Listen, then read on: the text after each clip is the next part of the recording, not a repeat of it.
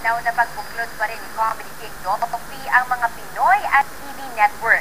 Sa proyektong Dolphy Alay Tawa, magsasanib ang mga kapamilya, kapuso at kapatid stars para sa tribute na puno ng musika at sayawan. Kabilang sa sinasabing lalawak sina Governor Vilma Santos, Nora Honor, Sharon Cuneta, Martin Rivera, Gary Valenciano at iba pang bigating pangalan. Nabuong Alay Tawa noong libing ni Pidol pero pinagpaliban dahil sa operasyon ni Sasha Padilla na inoperahan sa kidney.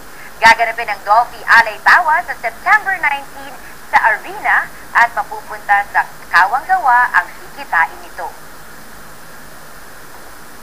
Sa tatlong networks, sabay-sabay mapapanood. Kumbaga parang ano siya, simultaneous siya. Pati yung commercial, sabay-sabay. It's a first. At ang maganda lang kasi nga dito, parang nagkakaisa ngayon yung lahat ng networks. And all for a good cause, all for golf.